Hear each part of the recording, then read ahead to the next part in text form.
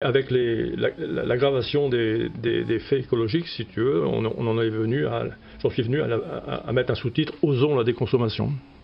Et notre objectif, notre but, c'est effectivement de démontrer que non seulement c'est pas un objectif sacrificiel, mais que c'est même une opportunité exceptionnelle, effectivement, de reprendre en main notre économie et notre existence.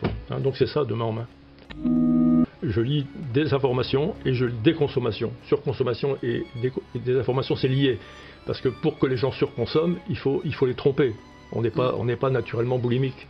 Hein. Et la seule preuve, c'est qu'ils dépensent encore 650 milliards d'euros de publicité annuellement et mondialement. Bon. Donc si on était boulimique, il n'y aurait pas besoin de ça. Peut-être juste un petit mot de fin sur les rêves, sur le futur espéré de demain en main. Le rêve, c'est le partenariat qui permettrait de décoller et de lancer le papier.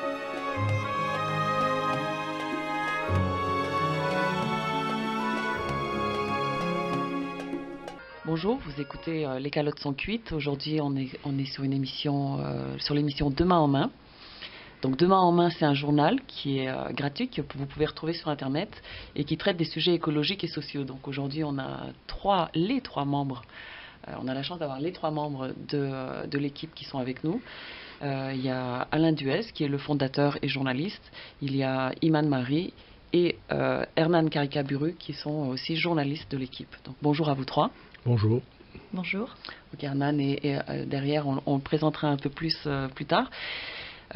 Donc juste pour introduction, savoir que Demain en main, c'est donc un journal mais dont la ligne éditoriale porte sur les constats de la situation. Donc on parle d'écologie, on parle de problèmes sociaux, on regarde les causes qui ont amené à la situation actuelle et on regarde aussi les outils pour en sortir. Donc on est sur des problématiques telles que la désinformation, le consumérisme, puis on regarde des pistes de solutions qui vont aller plus sur la déconsommation, les actions locales et collectives. Inutile de dire que le lien entre les changements climatiques, le dérèglement climatique et les problèmes sociaux et écologiques dont traite Demain en main sont directement liés, les mêmes causes et les mêmes conséquences. On pourra en parler plus longuement. Donc on va essayer de présenter tout ça en sachant que c'est un journal qui est déjà très riche, qui est jeune mais très riche. On va regarder l'historique ensemble. Donc, déjà, vous saluer tous les trois. Bonjour Alain, bonjour Iman, bonjour Hernan. Bonjour. Peut-être dire rapidement, et là je me rends compte que je n'ai pas questionné, mais qu'on est aussi filmé en ce moment, qui est une première pour Les Calottes sont cuites. On vous remercie d'avance pour ça. Donc, on peut peut-être commencer. Alors sentez-vous évidemment à prendre, je regarde plus le fondateur naturellement, mais vous êtes tous invités, toutes et tous invités à en parler. On va peut-être commencer par quelques minutes pour vous présenter s'il y a 2 ou 3 mots que vous avez envie de dire sur vous et ce lien avec Demain en main. Bonjour Alain. Bonjour, donc oui, moi avant de essayer de lancer Demain en main en version papier, j'avais lancé L'Âge de Fer en 2005. Hein. Sur un processus particulier, donc avec une contribution citoyenne pour diffuser le magazine. Et parce que je voulais toucher le grand public principalement. Hein, c'était pas pour faire un journal de plus, c'était effectivement pour toucher une catégorie de la population qui aujourd'hui n'a pas trop d'outils. Bon. Et en fait, bon, L'Âge de Fer, ça marchait. Mais en 2012, je me suis rendu compte que j'avais loupé la cible. Hein, et donc, j'ai donné le journal aux salariés qui se sont mis en scope et qui le publient toujours. Hein, ils sortent tous les mois.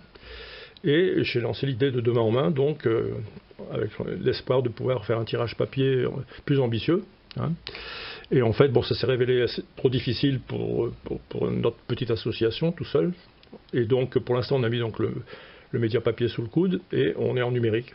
Hein, et avec l'espoir de trouver des partenariats qui permettraient de recruter un collectif de diffusion suffisant pour le lancer. Le lancement en ligne a été fait en quelle année? Il s'est fait en allant. Disons qu'il existe avec un site vraiment presse depuis 3 ans. Avant, c'était plutôt un site permettant de recruter des diffuseurs. Mais en fait, bon, avec le Covid, avec tout ça, ça s'est révélé trop difficile. On a mis en sommeil. Hein, voilà. Et donc Demain en main, donc on essaye effectivement d'avoir plus de visibilité pour effectivement toucher du monde, quoi. D'accord. Donc Alain, Iman et Hernan, vous écrivez tous les trois des articles qui sont donc publiés en ligne sur le site de Main en Main. Donc le site de Main en Main, il est sur le site de Radio Zinzine, vous y avez accès. On en parlera plus tard, vous avez aussi d'autres outils vous avez une chaîne YouTube, vous avez développé plusieurs petites choses. Mais peut-être... Alors déjà, est-ce qu'il y a, pour parler un petit peu de l'équipe, est-ce qu'il y a des particularités? Est-ce que chacun, vous avez des articles sur lesquels vous vous êtes plus concentré sur ce qui se fait en ce moment, de façon générale, au niveau des axes, au niveau des idées qui sont amenées? Si tu veux, dans ta présentation donc, du magazine de Main en Main, comme étant le journal de l'écologie et des problèmes sociaux, bien sûr qu'on l'est comme tout le monde, mais disons qu'on a quand même une particularité depuis 2-3 ans qui est de mettre en avant la déconsommation, qui est effectivement quelque chose d'incontournable si on veut résoudre le problème écologique, et finalement dont on parle pas à hauteur de l'enjeu que ça représente, quoi. Donc le sous-titre de Main en Main au départ, quand j'ai créé en 2014, c'était le magazine de l'économie juste, effectivement. L'idée c'était de faire la promotion de l'économie sociale et solidaire comme étant l'alternative au système, hein.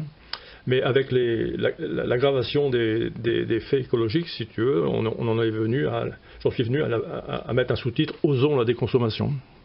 Et notre objectif, notre but, c'est effectivement de démontrer que non seulement c'est pas un objectif sacrificiel, mais que c'est même une opportunité exceptionnelle, effectivement, de reprendre en main notre économie et notre existence. Hein, donc c'est ça, de main en main. Voilà. Donc on est à 3 à se partager effectivement le travail là-dessus, et Iman pourra le dire, enfin, c'est des reportages en fait sur les alternatives, si tu veux, parce que reprendre en main l'économie, finalement, ça n'est pas, on ne parle pas de rien, au contraire, on parle de gens qui l'ont déjà fait, et tout l'enjeu c'est de le multiplier, quoi. Hein. Donc, si on parle un peu plus des sujets qui vous tiennent à cœur, donc on comprend les valeurs globales, donc on a parlé de déconsommation. Si tu veux, désinformation déjà. Mais désinformation, c'est pas spécifique. Il y a tous les médias indépendants dénoncent la désinformation et tous effectivement luttent contre la désinformation.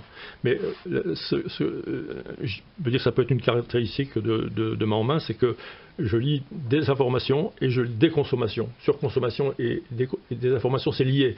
Parce que pour que les gens surconsomment, il faut les tromper. On n'est pas naturellement boulimique. Hein, et la seule preuve, c'est qu'ils dépensent encore 650 milliards d'euros de publicité annuellement et mondialement. Bon, donc si on était boulimique, il n'y aurait pas besoin de ça.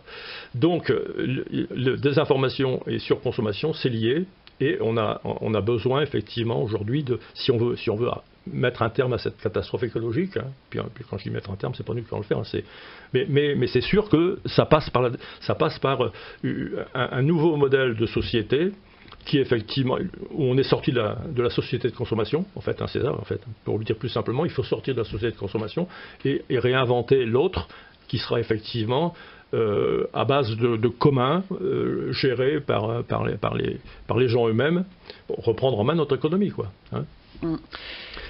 Donc on est à la recherche de tout sujet qui peut effectivement étayer cette vision, quoi. Hein. Mais c'est large en fait, hein,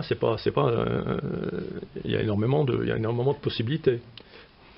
Donc quand on parle de désinformation, moi j'y vois il y a 2 axes principaux. On comprend qu'il y a une partie d'information juste, donc à travers les articles, les médias que vous choisissez et les sujets que vous choisissez de traiter.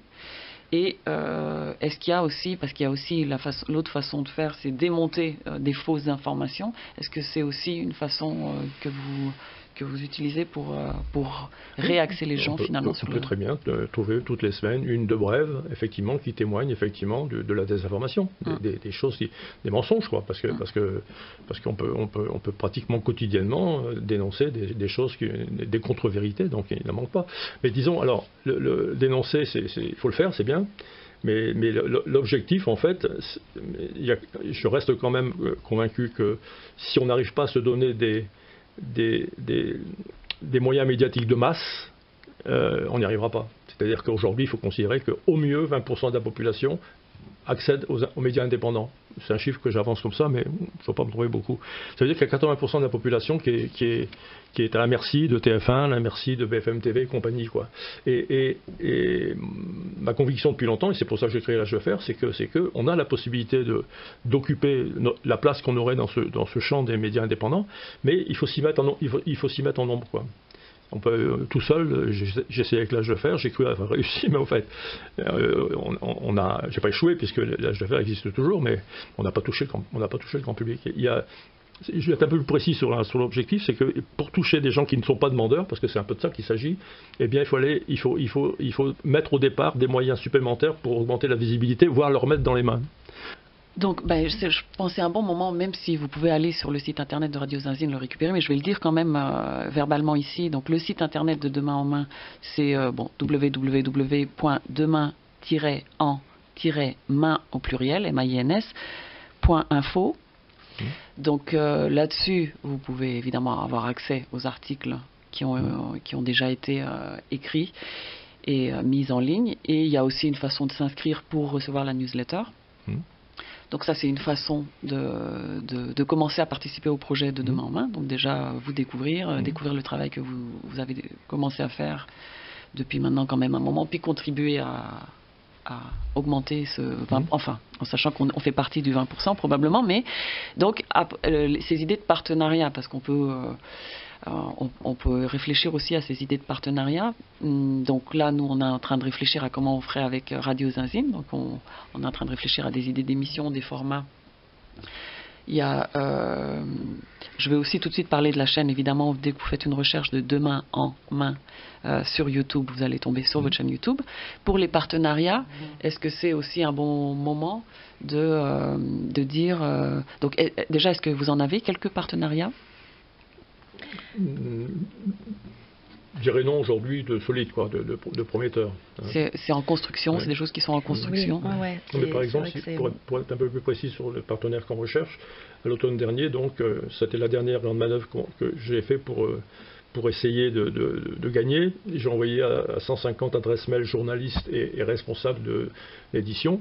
Il y avait donc notamment, j'ai envoyé à Plenel, j'ai envoyé à Kempf, à tous ces gens-là, en leur expliquant, en disant, voilà, on laisse un champ libre aux autres. Bon, et en fait, j'ai pas eu de réponse. Donc là, j'ai dit, bon, si effectivement, j'arrive pas à émouvoir des donc gens... Mediapart Parce qu'il suffirait que ces gens-là disent, OK, on va lancer un appel, et puis vu leur nombre et tout, on les a les 10 000, quoi. C'est pas... C'est évident, mais c'est tout. Alors, je rentrerai pas plus dans le détail, je cherche pas... Mais c'est comme ça. Okay. Donc c'est là que on a dit, j'ai dit, bon, c'est tout, on arrête le papier, on met sur le coude, on n'arrête pas. Si demain il y a un partenaire, on repart plein pot. Mais si des partenaires nous écoutent, oui. Non, mais après, du coup, on a changé un peu de stratégie aussi, parce que c'est vrai que là, c'était une volonté d'aller chercher les grands, entre guillemets, des partenaires qui sont en place depuis des années, qui ont une aura, entre guillemets. Et donc, on a malgré tout des partenaires. Il y a Sans Transition, qui est dans le 04 aussi. C'est un magazine écologique. On est en lien avec la Maison commune de la décroissance. Donc, ça, évidemment, c'est des choses à inventer aussi au fur et à mesure, mais on s'entraide en tout cas, parce qu'on regarde dans la même direction, on a les mêmes envies de voir la société changer. Ok, donc évidemment, selon les partenariats, soit c'est de la diffusion ou qui peut se faire. Bon, avec Radio Zinzine, c'est une forme de diffusion aussi. Donc, est-ce que, moi j'aimerais peut-être aller un peu plus loin au niveau des sujets que vous aimez traiter. Alain, est-ce que tu peux nous préciser donc, les sujets, globalement, ce que vous voulez traiter en allant un peu plus en détail? On a écrit un petit texte qui définit la ligne éditoriale en proportion des angles sur lesquels on va la traiter. Donc il y a 25% sur l'état des lieux. Le but est d'amener quand même nos lecteurs, enfin les personnes qui nous écoutent, à comprendre effectivement pourquoi la déconsommation est incontournable. C'est ça qu'il faut avoir dans le viseur. Donc l'état des lieux, effectivement, ça permet quand même de se rendre compte que c'est grave. Donc c'est 25% des contenus. Ensuite, comment on en est arrivé là?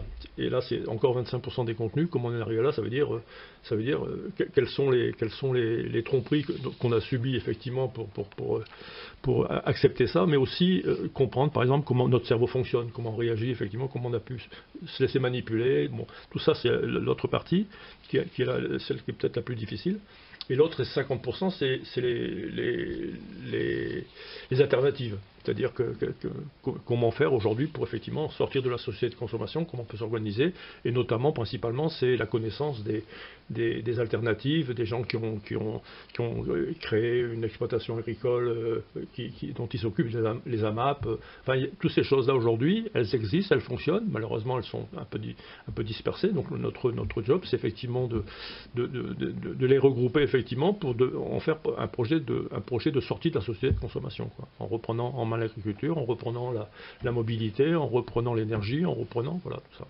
Et on verra après effectivement comment on va plus loin pour amener les gens à passer à l'acte. Parce que là, jusqu'à là, disons, ben, effectivement, on apprend des choses, mais on ne se sent pas forcément concerné, on ne lève pas forcément ses manches le lendemain pour se mettre en route. Donc il y a une dernière étape dont on parlera après, qui est effectivement l'élément déclencheur. Okay.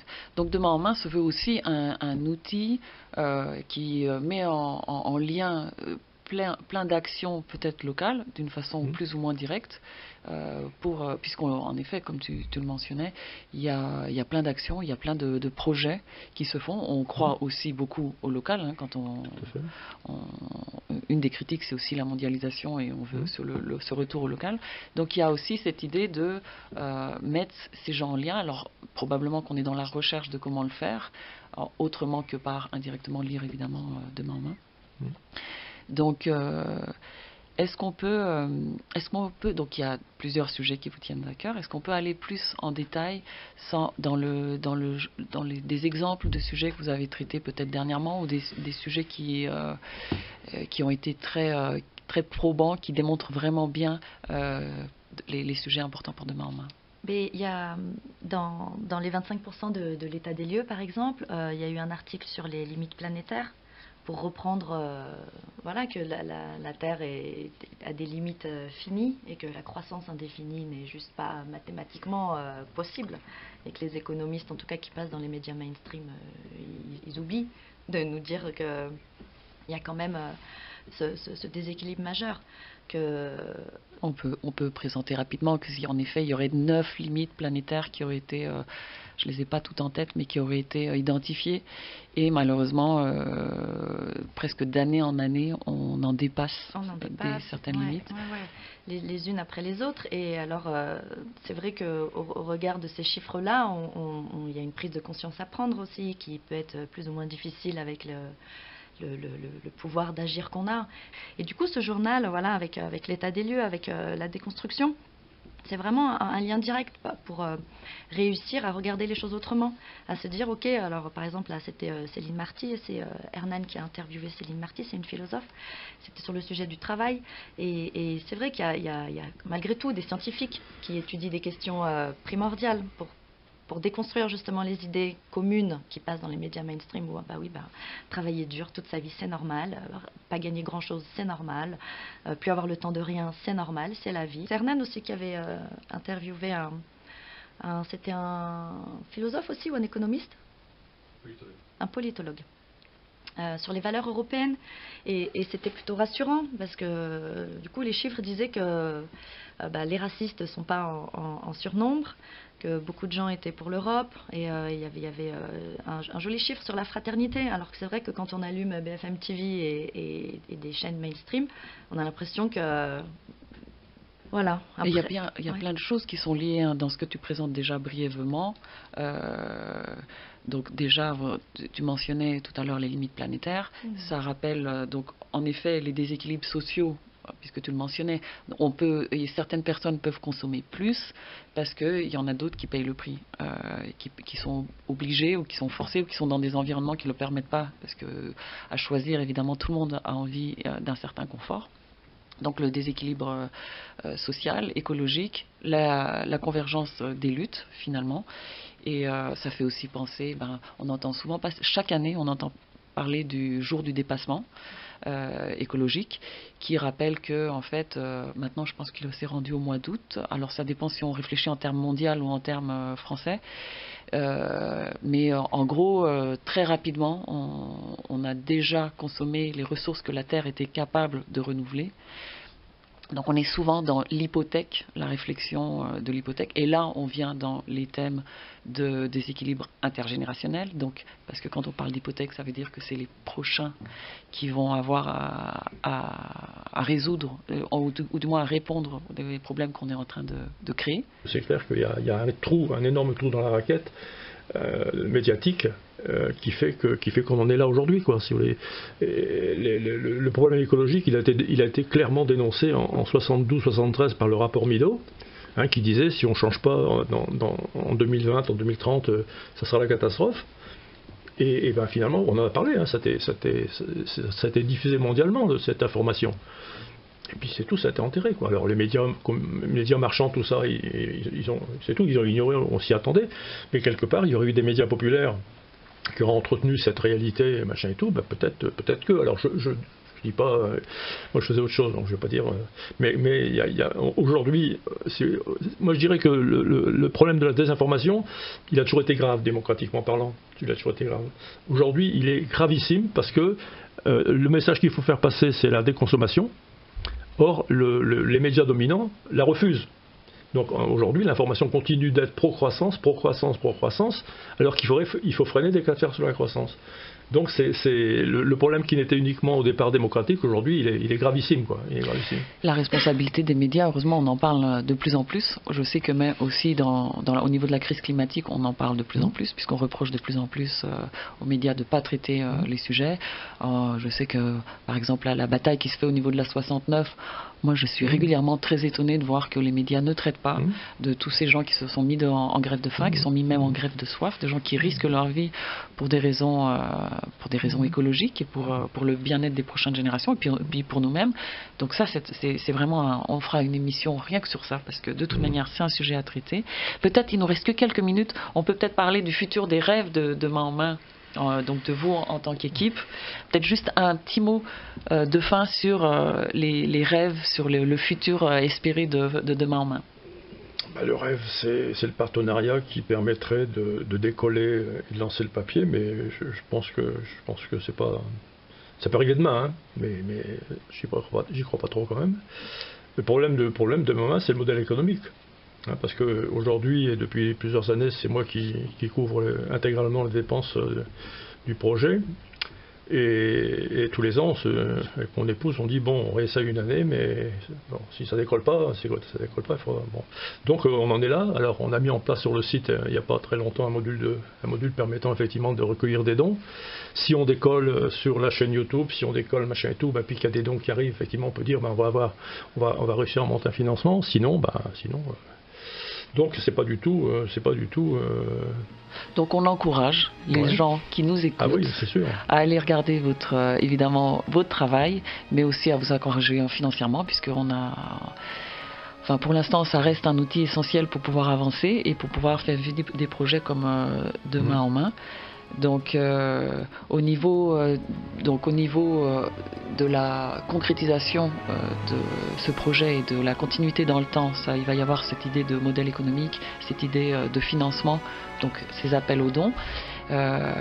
Puis évidemment à grande échelle, que les actions se coordonnent et puis que ça prenne de l'ampleur, qu'on soit plus conscient de la désinformation, qu'on consomme moins. Un grand merci Alain Duez, un grand merci Iman d'être venu avec nous, un grand merci à Herman de nous avoir filmé. Au plaisir.